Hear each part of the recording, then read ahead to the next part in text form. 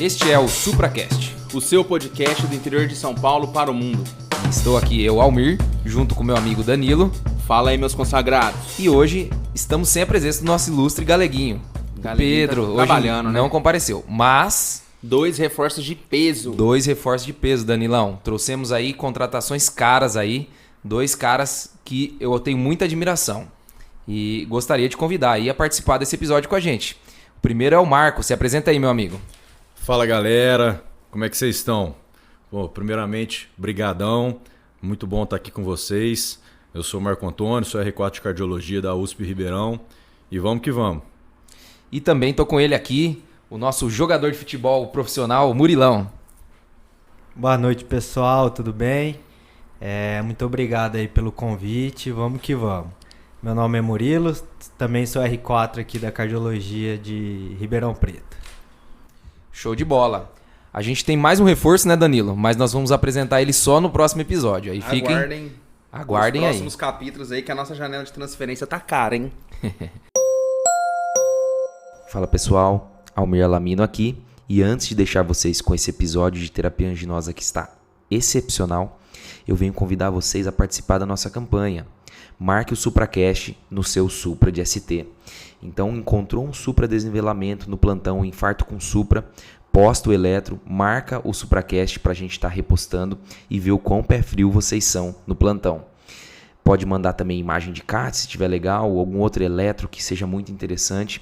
Vai ser um prazer estar repostando aí com vocês. Sem mais delongas agora, um bom episódio a todos. Um abraço. Pessoal, então hoje, como vocês já sabem, o nome do episódio é de terapias antianginosas. Nós vamos falar um pouquinho sobre os principais fármacos, os tipos de angina. Então eu vou começar com uma breve introdução falando, né, o que é angina, né? Basicamente, angina é aquela dor característica, né, dor opressiva, que a gente já salientou bem no nosso episódio 1 de síndrome coronariana, mas é aquela dor, né, com característica de ser em aperto, no retroesternal, geralmente, né, desencadeada por esforço ou estresse e com melhora com repouso ou administração de nitratos. A gente sabe, né, que a angina ela tem uma origem relacionada a quê? Uma isquemia, ou seja, uma redução, né, da oferta de oxigênio ou um aumento do consumo. Esse desbalanço vai gerar o quê? Uma redução da oferta de oxigênio para os tecidos e dessa forma, né, gerando isquemia, vai ser originada a dor anginosa. Bom, a gente conhece muito claramente, né, a angina que é relacionada a uma obstrução coronariana, né, sobre a doença aterosclerótica, mas a gente tem outras condições que são capazes de gerar angina, né, no nosso paciente. Não vou detalhar todas aqui, mas cabe salientar duas situações que são comuns também na nossa prática clínica e muitas vezes, né, a gente leva esse paciente para um cateterismo, né, para um estudo invasivo e não encontra, né, obstrução coronariana, seja por angio-TC ou por cateterismo, que seria a angina vasoespástica e a angina microvascular. Então, nessas anginas, apesar de ser bem parecida, né, o caráter da dor, como esse paciente se manifesta, muitas vezes esses pacientes não têm uma placa aterosclerótica obstrutiva. Ele pode até ter placas de gordura ali, mas menores ali do que 70%. E esses pacientes sofrem tanto quanto, né? São bastante sintomáticos e a gente precisa saber manejar. Então a angina vasoespástica, ela é uma dor também, né, que ocorre em crises, mais comum, né, durante o período noturno e está muito relacionada ao tabagismo, mas também tem a doença primária, né, que é a angina de Prinzmetal, né, muito famosa aí. Relacionada também, né, ao consumo de drogas ali adrenérgicas, principalmente o uso de cocaína e seus derivados. E a angina microvascular, né, uma entidade, cada vez que a gente está percebendo nos estudos populacionais que é mais comum, é uma angina relacionada aí, muitas vezes com paciente, né, mulheres, idosas, né, com uma associação aí até importante com disfunção diastólica. E está relacionada aí com uma disfunção endotelial, que ainda a gente precisa aprender muito sobre ela, né? Bom, falando isso, né, nós queremos hoje tentar fazer uma abordagem, né, holística de todos esses tipos de angina, mas focando no arroz com feijão nosso, que é aquela angina secundária a uma doença aterosclerótica, né, epicárdica. Só para salientar, esse episódio a gente não vai falar do tratamento de doença coronariana crônica. Então, que a gente sabe que estatinas, AS, IECA, BRA, tem impacto em mortalidade para esses pacientes. Mas aqui a gente vai falar pura e simplesmente do tratamento sintomático. Tratamento que não tem impacto em mortalidade, mas que melhora a qualidade de vida desses pacientes. Danilo, então agora que eu já expliquei um pouquinho sobre os mecanismos de angina, será que tem um medicamento que é superior ao outro? Como que a gente aborda essa questão das indicações de diretrizes nas diversas sociedades? Então, Almirzão, na nossa diretriz aqui da SBC, a gente tem um fluxograma muito bem definido, né? Ela coloca aí pra gente usar os nitratos de curta duração, que seriam os SOS, para fazer resgate de angina, né? Mas como primeira linha, para o controle, ela já coloca os beta-bloqueadores, tá? Perfeito. E ela faz a orientação de sempre associar medicações de classes diferentes, caso persistam os sintomas. Então, como segunda linha, ela já deixa os bloqueadores dos canais de cálcio, a trimetazidina e a evabradina, né? A gente pode escolher qualquer um desses como segundo medicamento e caso os sintomas persistam ou intolerância a um desses medicamentos ou alguma contraindicação, a gente vai trocando por um desses outros dois de segunda linha. Caso persistam os sintomas, na terceira linha a gente tem aí que entraria na nossa diretriz os nitratos de ação prolongada. Certo. Tá? E por último, como quarta opção terapêutica, a gente teria o halopurinol. Que é mais uma mandinga, né? Pois do que a né, gente não cara? vê em nenhuma outra diretriz essa recomendação, né? Exatamente, ela só aparece na diretriz da SBC, né? A ARRA, que é a diretriz americana, ela não coloca essa hierarquia entre as medicações, entre as classes de medicação. Ela já coloca como primeira opção tanto o nitrato, beta-bloqueador, bloqueador de canal de cálcio, e fica a critério do médico qual medicação ele, de acordo com o quadro ali do paciente, ele deve iniciar, né? E a diretriz europeia ela já coloca também como indicação classe 1 os beta-bloqueadores e os bloqueadores de canal de cálcio. Perfeito. Os nitratos também acabam entrando ali como indicação 2B. E aí isso traz um gancho bem legal, né? O porquê da divergência dessas diretrizes, né? A gente sabe, né? Até o momento, na verdade, a gente não sabe, ou melhor dizendo, né? Que não há evidência de que um beta-bloqueador, por exemplo, as classes dos beta-bloqueadores é superior, por exemplo, aos bloqueadores de canal de cálcio, ou superior aos nitratos, ou enfim, aos antimetabólicos, como a trimetazidina, por exemplo. E isso é bem elucidado, né, em várias meta-análises mostrando que não tem uma comparação, né, cabeça a cabeça um contra o outro. Ou seja, no fim das contas, né, cada diretriz é baseada, além, né, obviamente, dos trabalhos, na opinião de experts, né? E isso acaba que abre brecha para a gente priorizar alguma classe para algum tipo de paciente e para outros não. Quer dizer, não vai ser sempre que a gente vai seguir a receita de bolo de beta-bloqueador, depois se escalonar para bloqueador de canal de cálcio ou depois ir para nitrato, né? Isso vai depender do perfil do nosso paciente. Perfeito, eu acho que a mensagem que fica aí, que a diretriz está para a gente se orientar, né? Mas não necessariamente a gente precisa seguir ao pé, à risca, né? O fluxograma que ela orienta. E acho que a mensagem é individualizar de acordo com a clínica do nosso paciente, que eu acho que é o que a gente vai discutir hoje bastante aqui. No final das contas, então, né? É exatamente isso que a gente está comentando. Conhecer o nosso paciente, ver esse leque amplo de medicações e qual que vai ser a melhor opção naquele momento para aquele paciente que tiver com a gente, né? Porque o cardápio é extenso e a gente precisa decidir ali qual que vai ser a nossa opção. Perfeito. Então, bora falar agora das medicações uma por uma? Bora!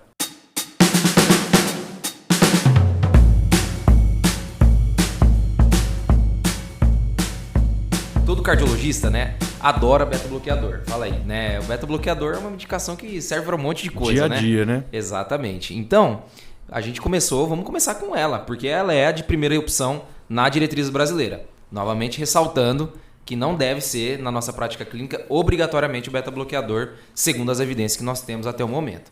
Mas e aí, Danilão? Conta um pouquinho pra gente do beta-bloqueador. Bom, Mirzão, então aí eles são um carro-chefe aí, né, do tratamento antianginoso. São medicamentos que a gente utiliza há muito tempo, né?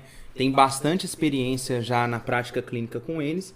E basicamente o mecanismo antianginoso dele, de uma forma geral, ele vai reduzir a carga isquêmica.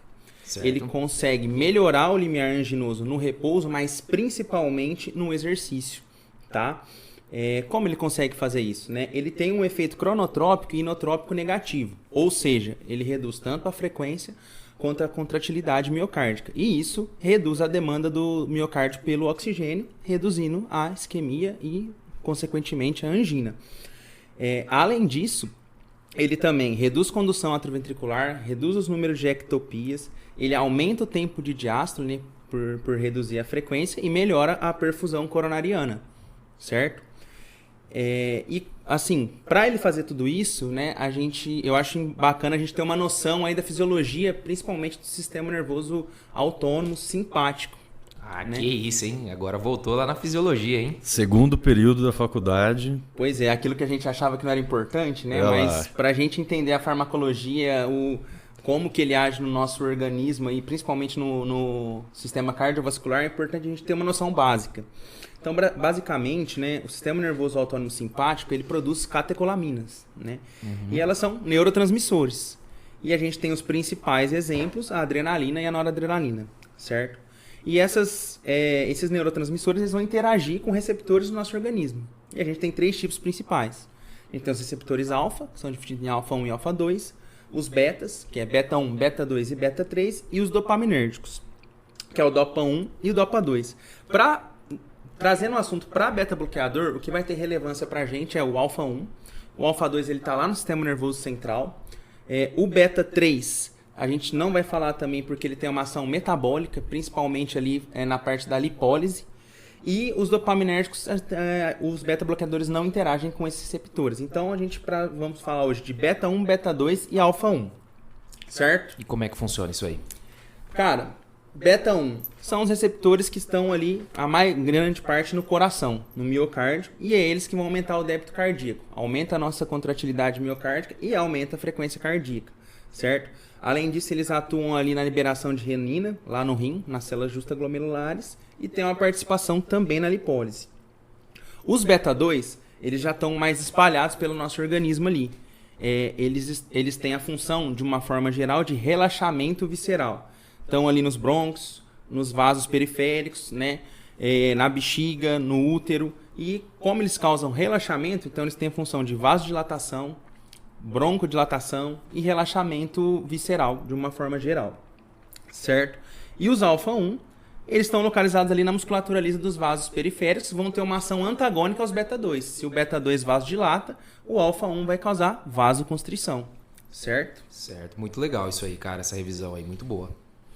Então, por que eu tô falando tudo isso? Porque agora a gente consegue classificar os beta-bloqueadores de acordo com as propriedades deles. Apesar de eles serem medicamentos que são da classe beta-bloqueador, eles têm ações farmacocinéticas diferentes, farmacodinâmicas diferentes. E o que vai mudar, a principal diferença entre eles, é a afinidade por esses receptores. Então a gente vai ter medicamentos que vão ter mais afinidade pelo beta 1, alguns vão agir mais no beta 1 e no beta 2, e alguns vão ter interação com os receptores alfa. E se tratando do paciente com angina, né, Danilo? Eu acho que o mais interessante é a gente inibir o beta 1 e cair fora dos outros, né? Esse é o objetivo, né? Dito isso, então, a gente consegue dividir eles em não seletivos, ou seja, vão atuar tanto no beta 1 quanto no beta 2, né? E aí, como exemplo, a gente tem o propanolol, sotalol, timolol, o carvedilol e o labetalol. Lembrando que carvedilol e o labetalol, eles têm uma ação adicional aí de vasodilatação, porque eles também conseguem bloquear o alfa 1. Então, eles fazem uma vasodilatação periférica, tá? E a gente tem os beta 1 seletivos ou cardioseletivos, né? E aí seriam um atenolol, um metoprolol, e o bisoprolol e o nebivolol. O nebivolol, assim como o carvedilol e o labetalol, também possui ação vasodilatadora, porém por um mecanismo diferente. Isso é interessante. O mecanismo dele ele faz uma vasodilatação periférica por liberação de óxido nítrico. Então é um mecanismo um pouco diferente aí. Perfeito. E aí é interessante, né, que entre os seletivos tem uns mais seletivos que os outros, né? Talvez o exemplo de maior seletividade seja o bisoprolol, né? Sim. O atenolol, apesar de a gente considerar ele um seletivo, ele é menos seletivo do que todos os outros. Ele é um pouco mais, entre aspas, sujo, né? Então, causando mais efeitos colaterais. E aí a gente já tem um gancho, né, dos efeitos colaterais, né? Que vão depender da seletividade desses beta-bloqueadores, né, Danilo? Como é que é isso aí?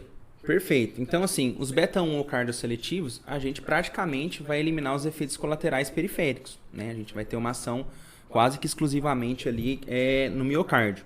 Então, os não seletivos vão ser os responsáveis aí pela ampla gama de efeitos colaterais. Pensando no coração, se a gente tem um medicamento que reduz frequência e reduz volume sistólico, a gente pode ter bradicardia, né? E hipotensão.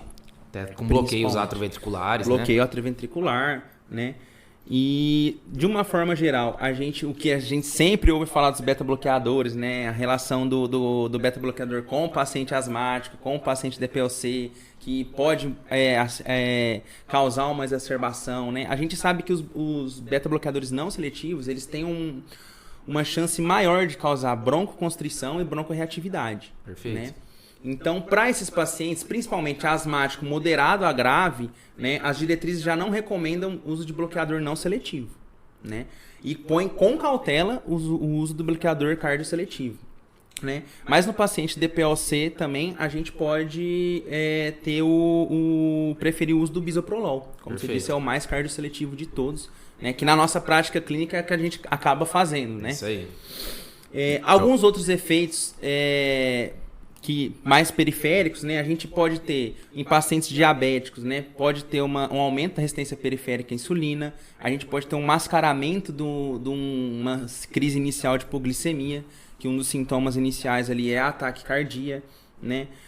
Nos beta-bloqueadores que são lipofílicos, a gente pode ter depressão, letargia, né, que eles atravessam barreira hematocefálica e acabam agindo no sistema nervoso central. E aí o principal deles é o propranolol, né? Aí é o propranolol. Por outro lado, ele é interessante no paciente com enxaqueca, por exemplo, né? Por esse mesmo efeito de ultrapassar a barreira hematoencefálica, né? Ô Danilo, e tem um efeito meio chato, né, dos beta-bloqueadores, ou ao menos se associa a eles, né? Que é a disfunção erétil. Como é que é isso aí? Cara, isso é muito falado, né? Por muito tempo teve essa questão se causa ou não causa, e a gente não tem evidência forte que sugere que realmente os beta-bloqueadores têm esse efeito colateral. Teve até um estudo interessante que sugere que os beta-bloqueadores eles têm um efeito nocebo aí nos pacientes. Que quando o médico vai receitar a medicação, um beta-bloqueador, e fala que o paciente pode ter disfunção, versus os pacientes que o médico não fala, os pacientes que ficaram sabendo acabaram tendo mais disfunção erétil do que os que não sabiam. Então, assim, parece um efeito mais psicológico aí É muito interessante esse estudo, né? Porque é justamente isso, né? Ele separou os pacientes em 3 grupos, né? Um em que ele estava prescrevendo beta-bloqueador e falou que o paciente poderia ter esse efeito. Um grupo em que o paciente ele prescreveu o beta-bloqueador, mas não falou de nenhum efeito colateral. E o último que ele prescreveu o remédio e nem falou que estava dando o beta-bloqueador. E a prevalência de disfunção erétil foi muito maior naqueles que sabiam que tinha um efeito colateral. Depois naquele grupo que só viu que era beta-bloqueador e talvez olhou a bula ali e leu que poderia ser. E aqueles que praticamente não sabiam, né, que estavam usando beta-block, tiveram quase que uma incidência de disfunção erétil muito baixa. E a outra coisa que é importante ressaltar é que os pacientes, geralmente que tem indicação de beta-bloqueador, e se tratando de doença aterosclerótica, né, é um fator comum, né, incomum de fisiopatologia com a disfunção erétil. Então, será que o beta-bloqueador realmente gera disfunção erétil? Ou será que faz parte da fisiopatologia da doença aterosclerótica, que esse paciente já tinha uma propensão a ter aí um episódio de disfunção erétil? Ou melhor, será que é um efeito nocebo da medicação? Então, aquela questão, né? Associação, mas não a causalidade. Perfeito. Né? A gente não tem nada que prove esse efeito do beta-bloqueador, apesar de sim estar associado, né? Então não faz muito sentido a piadinha do beta-broxador, então. Então, né, tem essa piada, né? E tem essa associação, né? Não dá pra gente botar a culpa só no beta-bloqueador. E aí, né, só um gancho, né, talvez, quando o paciente vem com essa queixa, né, de disfunção erétil, uma alternativa é a gente trocar pelo nebivolol, né, por essa ação aí de liberação de óxido nítrico, e talvez, né, possivelmente isso possa ajudar de alguma forma, né, na disfunção erétil. E por último, Danilo, eu queria te perguntar a respeito da doença obstrutiva periférica, né? Algumas diretrizes, por exemplo, a europeia traz como contraindicação, né, o uso de beta-bloqueadores nesses pacientes. Explica um pouco melhor pra gente.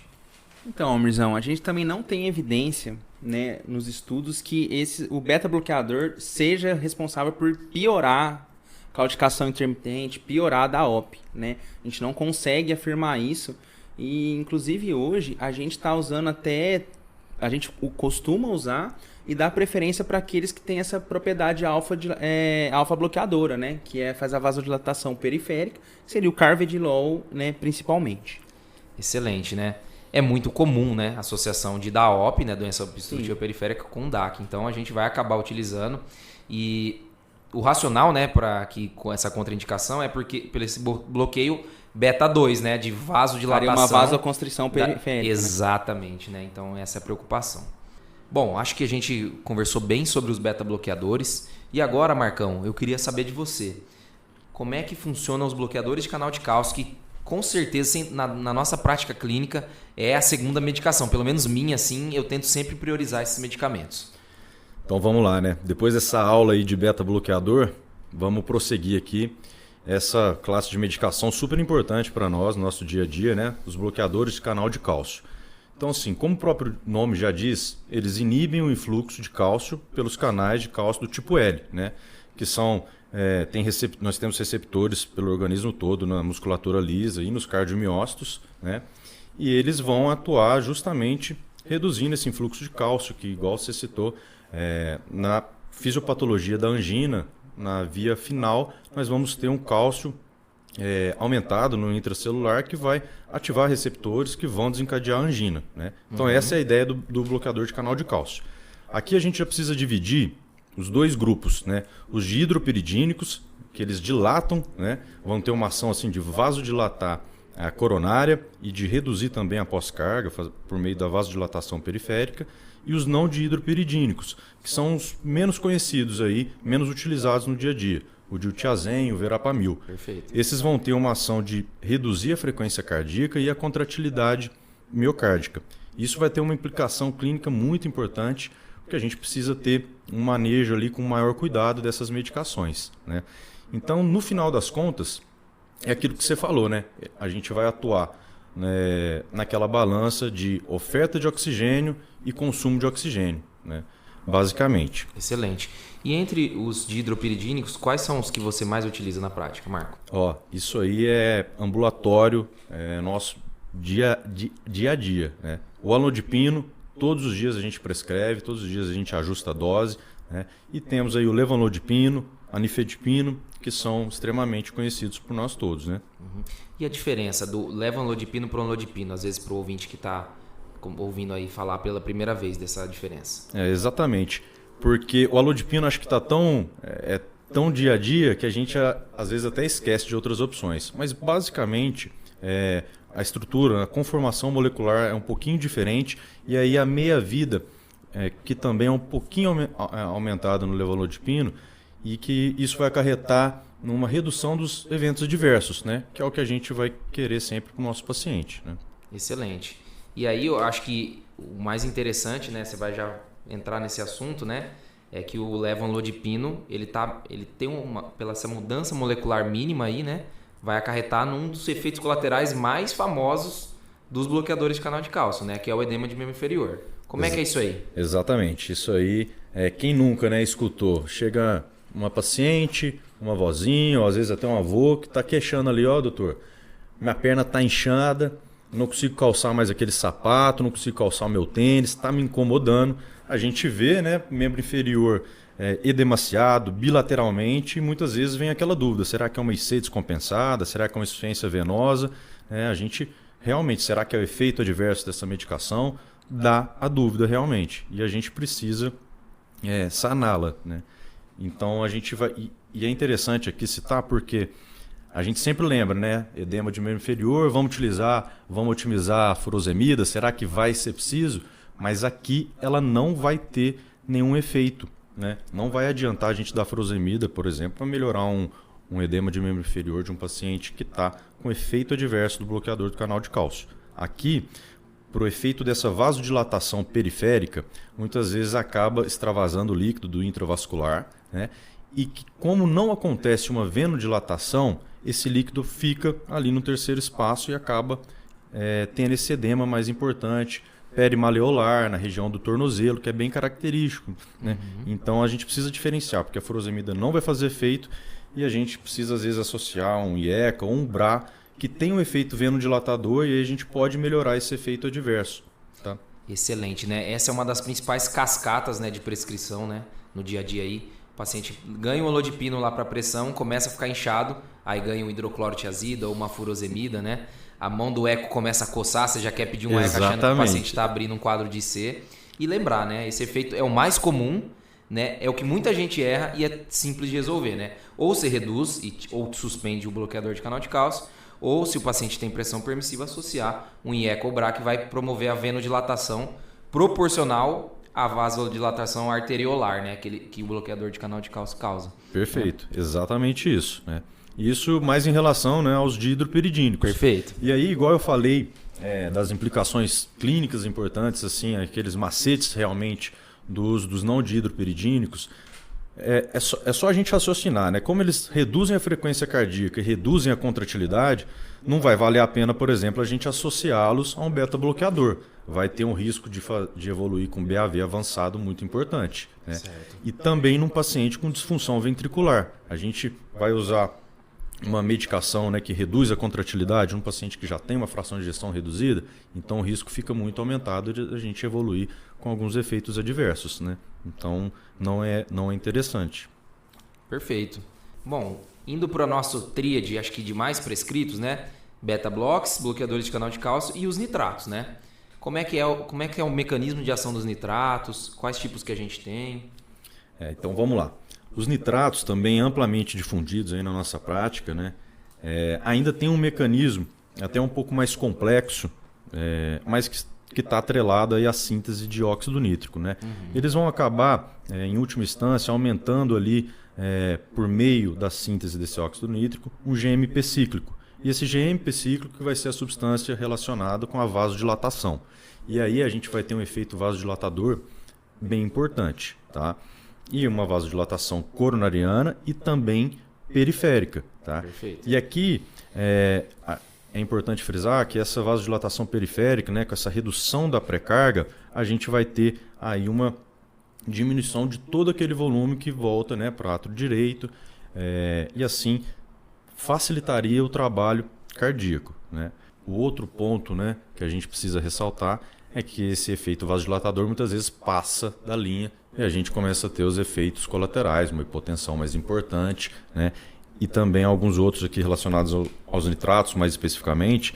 A gente tem, né, aquele flush que pode ter por conta dessa vasodilatação excessiva, um flush facial. O paciente pode evoluir às vezes com uma cefaleia, porque vasodilata os vasos do sistema nervoso central também. Né? Então, vasodilata o corpo inteiro. Beleza, Marcão. E aí, quais são os exemplos de nitratos que nós temos na prática clínica que a gente pode estar usando para o nosso paciente?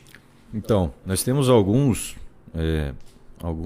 nitratos aí disponíveis para o nosso uso no dia a dia. O mais famoso talvez seja aí o dinitrato de isosorbida, né? Tem aquela formulação sublingual, que é a que o paciente, né, coloca debaixo da língua, sob demanda, quando ele sabe que vai fazer um esforço que pode desencadear a dor da angina, ele já coloca ali, tem um efeito rápido, 3 a 5 minutos, já começa a fazer efeito e dura ali por 2 a 3 horas. Né? Então, muitas vezes, isso ajuda no dia a dia do paciente que está acostumado já. Vai fazer um esforço a mais, já está ali no bolso, já coloca debaixo da língua e já resolve o problema. Temos também o mononitrato de isosorbida, né? E aí nós vamos ter as formulações aí de usual e também de um efeito um pouco mais prolongado. E o propatilnitrato, e aqui é importante a gente lembrar que é um nitrato que está menos associado com cefaleia, que é um efeito adverso importante dessa classe de medicação. Então, às vezes o paciente não está se dando bem com algum outro nitrato, a gente passa para o propatilnitrato e a gente costuma ter bons resultados. Perfeito, Marcão. E aí, né, vem a dúvida, né? Por que os nitratos, na nossa diretriz brasileira, é a terceira opção, né? Parece, né, pelo que é justificado no texto, é que eles vêm, a diretriz traz que eles perdem eficácia com o passar do tempo. E por que acontece isso com os nitratos? Exatamente, né? Esse é aquele efeito que a gente chama, né, ataque-filaxia, que a gente vai precisando de doses maiores para ter o mesmo efeito, né? Isso basicamente porque vai acontecendo ali uma exaustão dos receptores nitrato ao longo do nosso organismo, e aí a gente vai precisar aumentar a dose e o efeito vai ficando cada vez menor, né? E é por isso que no dia a dia, o que a gente costuma fazer? Deixar doses que a gente chama, né, o tempo livre de nitrato, doses assimétricas. A gente coloca às 8 da manhã, às 14, depois às 18, sempre buscando ter mais ou menos ali umas 12 horas livre de nitrato para justamente não ter essa exaustão dos receptores no nosso organismo. Cara, essa dica é excelente, né? Isso aí, às vezes o paciente até estranha, né? Não, doutor, eu não posso tomar de 8 em 8? Não, né? Exatamente. Nitrato é dose Não. assimétrica, deixar ele descansando o corpo ali, ficar sem um medicamento ali por 12, 16 horas, para tentar mitigar, né, esse risco aí de taquifilaxia, que é essa perda do efeito com a dose. Marcão, por último, né, eu acho que tem alguma interação medicamentosa que assusta a gente, né, os nitratos aí? O que você pode falar sobre isso? Aqui a gente precisa até retornar aquele dilema, né, do uso dos inibidores da fosfodiesterase, né, que temos aí sildenafil, tadalafila, porque em última instância eles são vasodilatadores. Então, se a gente utilizar um nitrato em conjunto, nós vamos ter uma potência vasodilatadora aumentada. E aí os efeitos colaterais, né, dessa associação podem ser devastadores para um paciente nosso coronariano, que a gente tem um pavor de deixar a pressão muito baixa, né? Então pode voltar a ter uma dor anginosa muito importante, enfim, qualidade de vida e os efeitos mesmo de uma hipotensão sintomática. Então o que a gente orienta, né? O paciente fez uso de sildenafil, a gente preconiza aí pelo menos 24 horas sem o uso concomitante do nitrato. A tadalafila, pela meia-vida um pouco mais longa, a gente precisa de um tempo maior sem nitrato. Então 48 horas sem usar. E a gente precisa orientar os nossos pacientes muito bem orientado, porque realmente uma vasodilatação exacerbada vai dar ruim. Com certeza, né? Aquela saidinha, né, com a mulher acaba resultando em 5, vai parar no pronto-socorro, né? Exatamente, Então, nada agradável e acontece. Perfeito, cara. Eu acho que com isso a gente matou as 3 principais classes, né, de antianginosos. E agora a gente vai para um terreno um pouco mais sombrio, né? São medicações aí que em todas as diretrizes o nível de recomendação é um pouco menor, mas são medicações ainda que têm efeitos importantes e impacto na vida dos pacientes, principalmente aqueles pacientes refratários, né? Ou que não toleram essas medicações que nós não falamos agora nesse primeiro momento.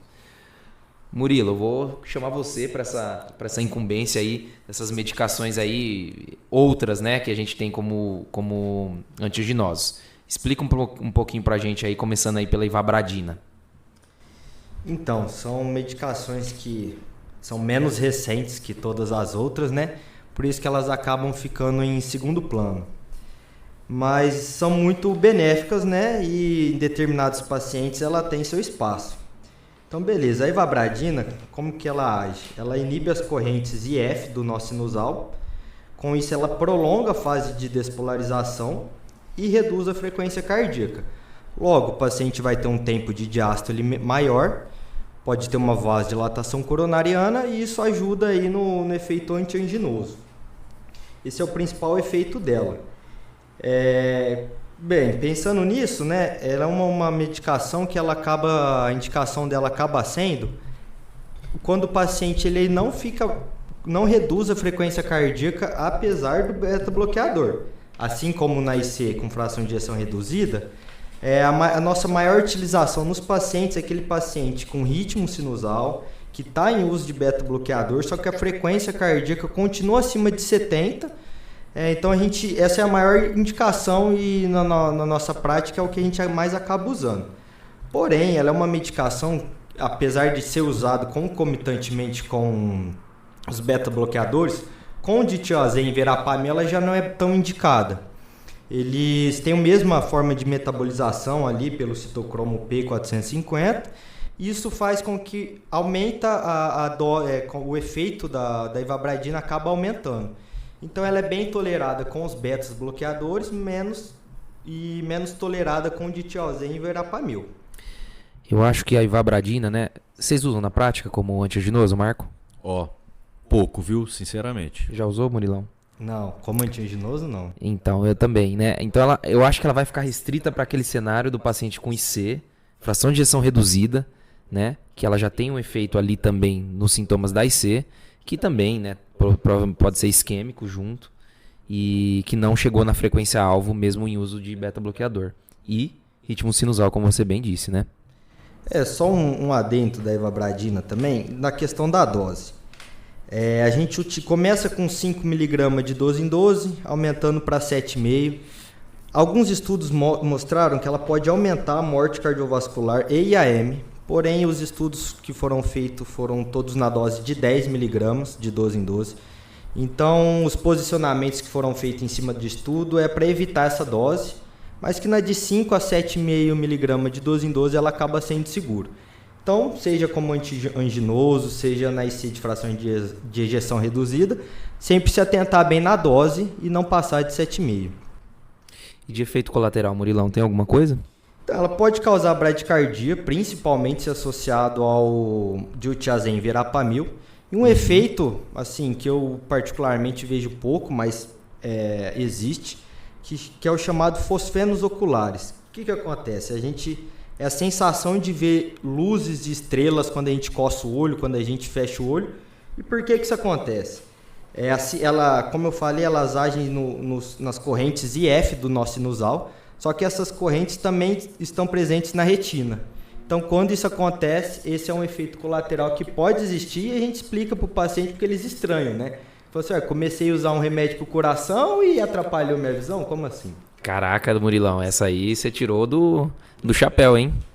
Essa aí eu não sabia não que tinha. Oftalmologia e cardiologia, né? É isso aí, isso aqui é Supracast, meu amigo. Beleza, acho que pulando, né, acho que uma medicação que a gente utiliza muito, que é a trimetazidina, né? Essa sim, a gente utiliza bastante e ela é bem legal, né? Assim, ela tem um efeito hemodinâmico bacana. Explica pra gente aí como que ela age e os principais dicas sobre ela. Essa é uma medicação que veio bem forte, apesar de ainda ser recente. A maior vantagem dela é que ela tem um efeito hemodinâmico muito pequeno, né?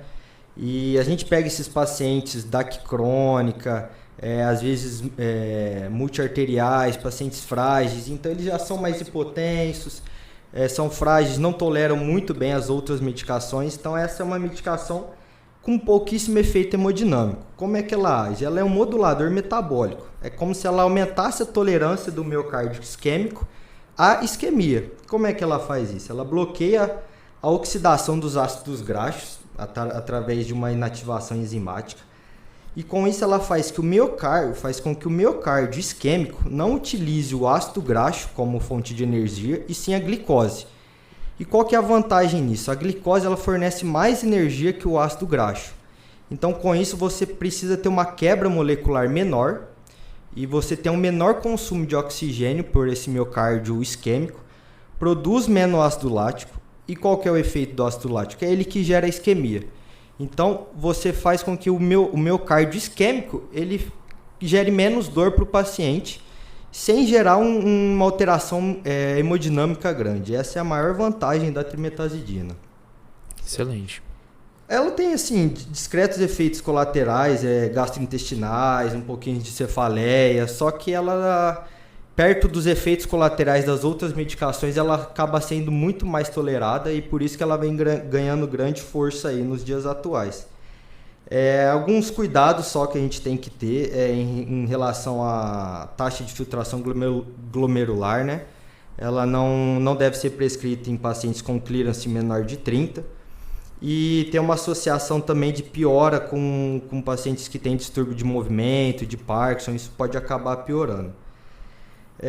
O problema é que o preço, né, das medicações, ela acaba sendo um pouquinho mais caro, mas como toda medicação nova, acaba sendo assim. E ela tem as apresentações na de 35 mg de 12 em 12 ou na de 80 mg uma vez ao dia. Excelente. É uma medicação pouco disponível no SUS, né? Mas para o paciente que tem condição de comprar, ela tem um efeito bem legal, né? Assim, a gente consegue ver bastante melhora com o uso da trimetazidina. Aí, Murilão, agora eu te botei na fogueira aí com outras duas medicações que Uma nem tem no Brasil, né? A gente só vai passar por cima dela aí, e porque outras diretrizes trazem. E outra que tem, mas é pouco utilizada, né? A ranolazina e o nicorandil. Fala um pouquinho, rapidinho sobre elas. A ranolazina ela também é um modulador metabólico. Ela aumenta a utilização de glicose, assim como a trimetazidina. Só que ela tem um efeito adicional, que ela diminui o fluxo de sódio. E com isso ela diminui a sobrecarga de cálcio intracelular, diminui a rigidez ventricular, aumenta a complacência dos vasos sanguíneos e, consequentemente, diminui o trabalho cardíaco. Um efeito benéfico assim da ranolazina que tem se observado é que ela também pode diminuir um pouco a hemoglobina glicada. Então aí a associação de DAC e diabetes é quase que completa. Então é um cenário onde é uma medicação que cairia muito bem, mas é uma medicação nova, né? Também pouco disponível aí no mercado, mas que vai ser muito bem aproveitada aí ao longo do tempo. Um dos pontos desfavoráveis dessa medicação é que ela pode prolongar o intervalo QT, né? Pela questão dos canais de sódio aí que ela age. E ela tem muita interação medicamentosa. Então, aí é aquela hora que a gente dá uma olhada na listinha, porque não tem como decorar. Mas algumas medicações, inclusive utilizadas na cardiologia, como digoxina, diltiazem, verapamil, aí tem que tomar um pouquinho mais de cuidado com essa medicação. Além dos renais crônicos e dos hepatopatas. Aí. Então, uma medicação com perfil metabólico bom, mas que tem as suas ressalvas também. Já o nicorandil, essa sim não tem no Brasil, mas ela basicamente age como uma vasodilatação também. Ela abre os canais de potássio, sensível à adenosina, e com isso aumenta o óxido nítrico, causando uma vasodilatação. Bem parecido com o nitrato, né? A gente acho que nem vai sentir muita falta dela, porque já tem muita medicação assim que a gente acaba usando, né? Mas essas são medicações mais novas, mas eu acho que vai ter um bom campo aí para elas, dependendo do perfil do paciente.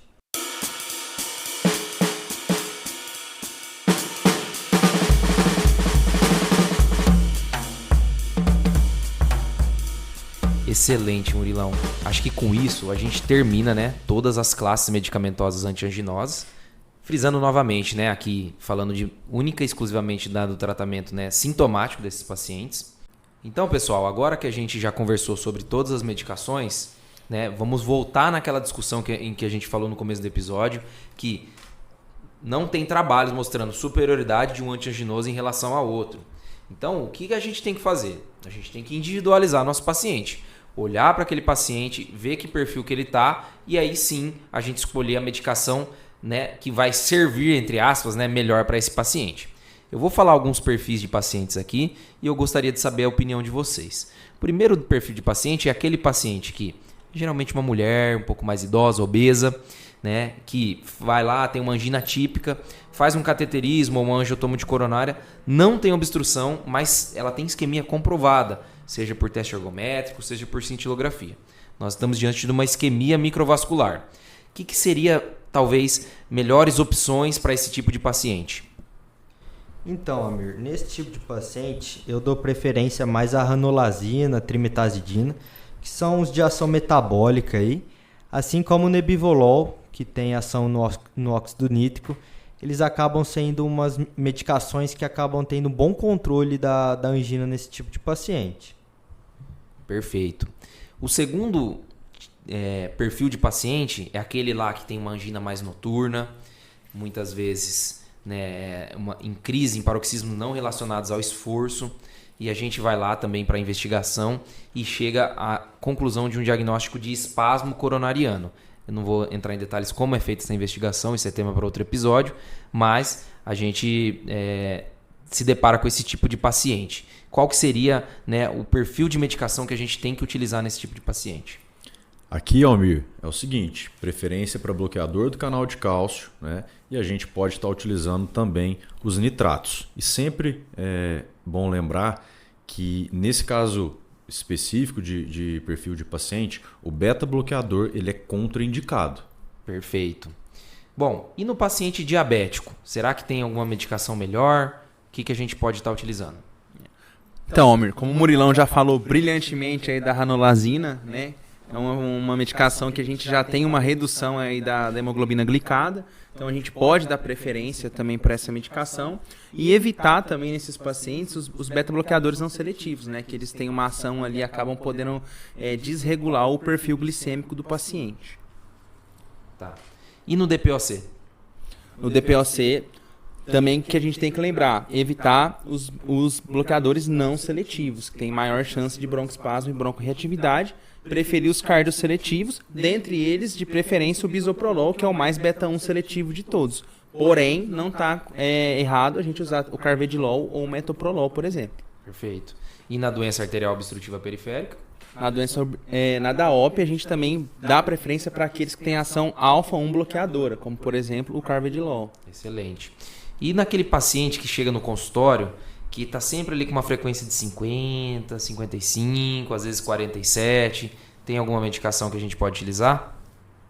Então, nesse perfil seria interessante usar mais os vasodilatadores, né? Os nitratos, o anlodipino, porque eles podem causar uma taquicardia reflexa e com isso o perfil do paciente que era mais bradicárdico acaba sendo melhorando a frequência cardíaca, às vezes tolera até outras medicações, mas nesse tipo de paciente eu começaria com esses vasodilatadores aí. Fica de mão amarrada, né? Por exemplo, para o beta-bloqueador ou para os bloqueadores de canal de cálcio, né?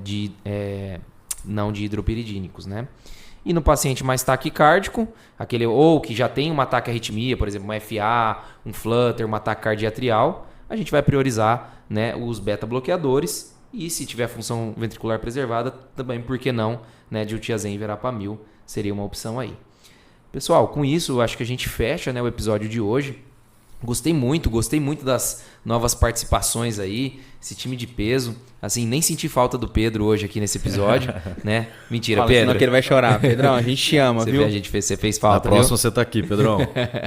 Então, eu queria agradecer vocês. Queria pedir para o pessoal que está ouvindo, está gostando dos nossos episódios, que mandem, né, assim, alguma coisa. A gente está aprendendo, a gente está começando, então tirem dúvidas. Se a gente falou alguma besteira aqui, por favor, manda pra gente, comentários, críticas, a gente está aberto. Siga a gente, né, no Instagram, né, no seu perfil, no seu agregador de podcast também, para sempre estar acompanhando novos episódios. E é isso aí, pessoal. Muito obrigado e até mais. Rapaziada, muito obrigado, show de bola, até a próxima. É isso aí, galera. Até a próxima. Abraço.